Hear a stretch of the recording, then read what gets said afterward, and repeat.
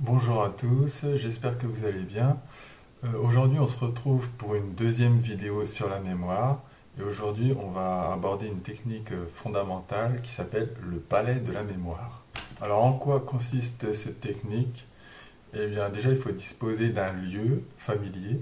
Alors ça peut être un lieu réel comme votre maison, votre lieu de travail, votre école. Ou ça peut même être un lieu fictif, mais l'important c'est que vous connaissiez très bien la disposition des lieux. Donc un lieu fictif, ça peut être un lieu dans un dessin animé ou un film, ou même dans un livre, si vous arrivez à bien vous le représenter. J'ai même entendu des gens qui créaient carrément des lieux imaginaires par eux-mêmes, parce qu'au bout d'un moment, quand on utilise souvent la technique, peut se retrouver à court de lieux, quoi. Donc, et une fois qu'on a un lieu, qu'est-ce qu'on en fait? Eh ben, on va stocker à l'intérieur les éléments qu'on veut mémoriser. Et comment on va les stocker? On va les stocker sous forme d'images. Alors, quand je dis image, c'est pas vraiment une image dans le sens une image fixe comme un tableau. Ce serait plutôt une image animée, comme une sorte de petite scène, quoi. Donc, l'important pour se rappeler de cette scène, ça va être qu'elle soit mémorable. Donc ça peut être quelque chose d'humoristique ou voire à caractère sexuel, qui utilise aussi les différents sens. Par exemple, vous pouvez imaginer entendre un son ou sentir une odeur. Donc au niveau historique, d'où vient cette technique? Eh ben, c'est pas du tout nouveau. Ça date de la Grèce antique, environ en -500 avant Jésus-Christ, je crois. On attribue l'invention à un homme qui s'appelle Simonide de Séos. Alors, l'histoire, c'est Simonide qui est à un dîner où il y a pas mal de monde. Donc, ils sont tous à table en train de boire et manger. Et d'un seul coup, il y a un messager qui arrive à la porte et qui appelle Simonide. Donc, Simonide sort du lieu. Et à ce moment-là, il y a un gros accident, un éboulement en fait. Et tout l'édifice s'écroule. Et du coup, tous les gens qui mangeaient là sont morts. Et du coup, les familles des morts ou les autorités locales font appel à Simonide pour retrouver les corps et les identifier. Et il se rend compte que il se rappelle exactement qui était placé où à table. Et grâce à ça, il arrive à retrouver les corps ou à les identifier s'ils étaient trop abîmés, quoi. Donc vous vous êtes peut-être jamais rendu compte, mais en fait, on possède tous une très bonne mémoire des lieux, en fait. Je suis sûr que n'importe lequel d'entre vous est capable de me dire qu'est-ce qu'il y a sur telle étagère, dans sa chambre, etc. Alors qu'à côté de ça, on peut avoir du mal à retenir un simple téléphone à 10 chiffres. Donc cette technique permet d'utiliser vraiment nos forces en fait au niveau mémoire, qui sont la mémoire des lieux et la mémoire des images, des événements, quoi. Donc au cours de l'histoire, cette technique a été très utilisée, notamment après chez les Romains. Par exemple, surtout par les orateurs, en fait, ça permet de bien mémoriser son discours dans un certain ordre, etc. Euh, donc, il y a notamment Cicéron et Quintilien qui sont connus pour avoir utilisé ça. Après, c'était beaucoup utilisé aussi par les moines, notamment pour apprendre des passages de la Bible ou ce genre de choses. Donc cette technique a été pas mal utilisée durant l'Antiquité et le Moyen Âge. Et c'était plutôt utile parce qu'à l'époque, il faut savoir qu'il n'y avait il y avait pas beaucoup de livres. C'était des manuscrits, il n'y avait pas l'imprimerie. Et puis, il y avait aussi beaucoup de gens qui ne savaient pas lire. Donc il y avait vraiment une grosse tradition orale pour le transfert du savoir, notamment. Mais un jour, l'Église a décidé qu'il fallait arrêter ça, en 1584. Alors pourquoi ils ont voulu arrêter l'utilisation de cette technique? Eh bien, comme je vous le disais tout à l'heure, on fait souvent appel à des images assez grotesques, voire à caractère sexuel. Et du coup, les autorités religieuses voyaient d'un mauvais œil qu'un curé s'imagine, je sais pas, une fille nue couchée sur l'autel de l'église, par exemple. Donc en 1584, la technique est arrêtée, elle n'est plus enseignée, et elle est plus ou moins perdue. Du coup, assez récemment, elle a commencé à ressurgir. Alors je ne saurais pas vous dire exactement quand, mais au XXe siècle, quoi. Donc voyons maintenant un petit exemple concret. J'ai établi une liste de courses avec 10 éléments, parce qu'on avait dit l'autre fois que le cerveau humain retient en général 7 éléments, entre 5 et 9 selon les personnes. Donc j'ai pris 10 éléments, j'ai créé une liste de courses. Donc les éléments de cette liste, c'est des bananes, de la glace, des spaghettis, des steaks, du pain, du papier toilette, du lait, du thé, des ampoules et du poulet. Donc maintenant, il faut que vous imaginiez votre maison, votre appartement. J'ai pris des éléments que normalement il y a chez tout le monde, donc vous devriez pouvoir suivre. Donc premier élément, ça va être la porte d'entrée. Vous allez vous imaginer que en ouvrant votre porte, derrière, il y a une peau de banane par terre et vous allez glisser dessus en entrant et tomber. Donc ça, c'est pour retenir la banane. Ensuite, dans la cuisine, j'ai utilisé le frigo pour la glace. Donc vous pouvez vous imaginer, par exemple, que votre frigo s'est transformé en un grand pot de glace géant qu'on peut ouvrir, avec une cuillère accrochée sur la porte, par exemple. Et quand vous ouvrez votre frigo, vous pouvez directement piocher dedans un petit peu de glace à chaque fois. Et quand vous le refermez, la glace se régénère. Voilà. Ensuite, j'ai pris l'évier de la cuisine pour les spaghettis. Alors vous allez vous imaginer, quand vous faites des spaghettis, vous prenez votre casserole pour la remplir d'eau. Et bien là, quand vous allez actionner votre robinet, il y a des spaghettis tout chauds qui vont sortir directement du robinet de l'évier. Ensuite, sur la plaque de cuisson, j'ai imaginé le steak. Donc, on va dire que vous avez une poêle très chaude avec de l'huile ou du beurre dedans.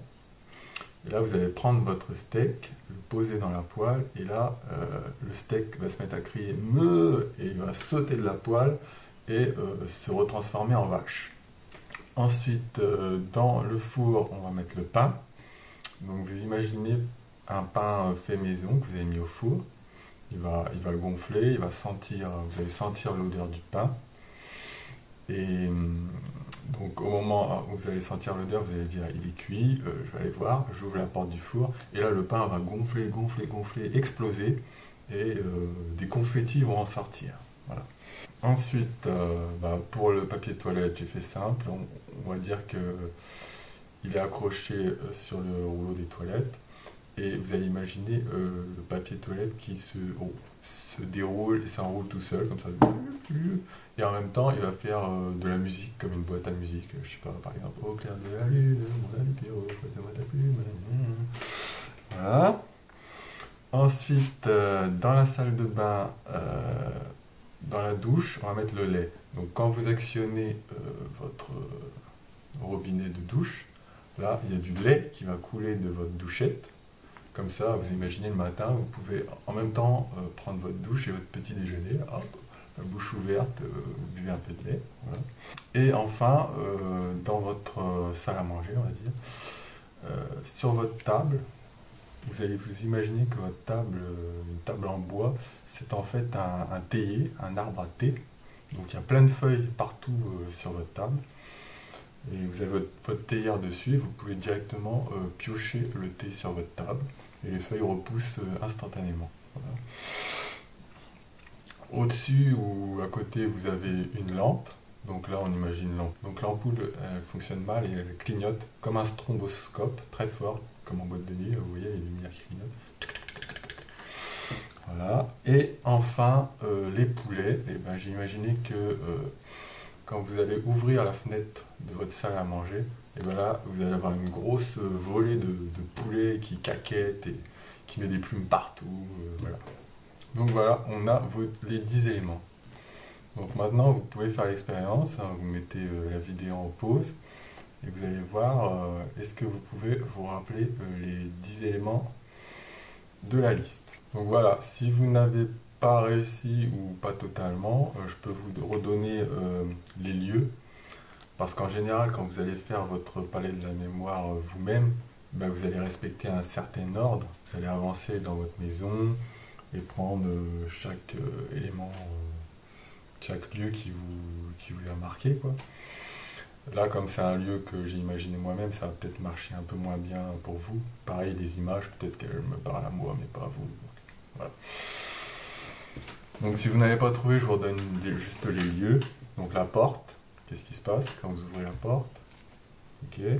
Ensuite le frigo, à quoi il ressemble, qu'est-ce qu'il y a quand vous l'ouvrez? L'évier, qu'est-ce que ça fait quand vous actionnez votre robinet? La plaque, avec la poêle, hein, vous vous rappelez? Le four, qu'est-ce qu'il y a dans le four? Qu'est-ce qui se passe? Les toilettes, voilà, qu'est-ce qu'il y a dans les toilettes? La douche, notamment quand vous l'allumez, qu'est-ce qu'il y a? Qu'est-ce qui sort? Votre table, de quoi elle est constituée? La lampe, qu'est-ce qu'elle a de particulier? Et enfin, quand vous ouvrez la fenêtre, qu'est-ce qui se passe? Voilà. Donc je pense que normalement, vous devriez pouvoir vous rappeler de tout.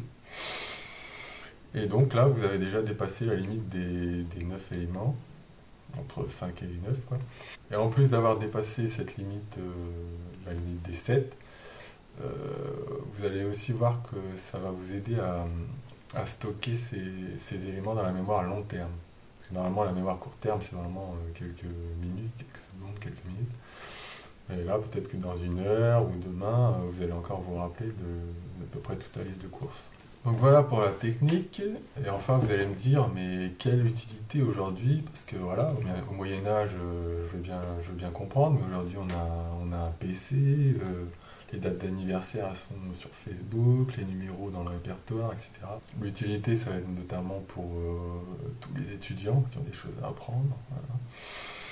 Donc, alors quelle est la force du palais de la mémoire? Ça va être aussi pour stocker des éléments dans un ordre précis. Comme je vous disais, vous allez suivre un chemin. Voilà, vous allez monter l'escalier, aller dans la salle, tourner, je sais pas, de droite à gauche. Donc vous pouvez facilement retenir l'ordre. Donc c'est comme ça notamment qu'il y a des gens qui retiennent des milliers de décimales de pi. Alors pour les chiffres, il y a des techniques particulières pour les convertir en images. Je vous en parlerai dans une prochaine vidéo. Donc voilà, vous pouvez retenir des nombres, vous pouvez retenir des listes, comme on a vu, une liste de courses ou n'importe quoi, des listes ordonnées ou non. Vous allez retenir, je sais pas, des dates d'histoire, retenir un discours, hein, si vous voulez faire un discours en public au travail ou un exposé à l'école. Ça peut vous servir, je sais pas, pour retenir les planètes du système solaire dans l'ordre. En compétition, ça va être aussi pour, si un jour vous voulez faire de la compétition de mémoire, pour retenir des cartes. Ou alors si vous êtes un joueur de cartes, tout simplement, pour retenir qu'est-ce qui a déjà été joué. Bon, c'est pareil pour les cartes, il y a des techniques, je vous ferai peut-être une vidéo dessus. Donc voilà, il peut y avoir à vous de voir à quoi ça peut vous servir, mais c'est vraiment une des techniques, voire la technique de base pour la mémoire. Voilà, et ben j'espère que ça vous a plu et que l'exemple a fonctionné pour vous. Donc comme je vous ai dit, la prochaine fois je ferai peut-être une vidéo sur la mémoire des chiffres. Après je prévois aussi de faire une vidéo sur la mémoire à long terme avec la technique de répétition espacée notamment. Et après on verra. Enfin, il y a pas mal de choses à voir sur la mémoire et je pense que c'est un sujet très intéressant et que tout le monde ne connaît pas forcément. Et ben voilà, merci d'avoir regardé. Vous pouvez me dire dans les commentaires combien d'éléments vous avez retenu. Est-ce que vous avez retenu encore le lendemain? Voilà, ça m'intéresse. Et puis du coup, si ça vous a plu, comme d'habitude, n'hésitez pas à liker, partager, vous abonner à la chaîne. Voilà, voilà. Merci, salut!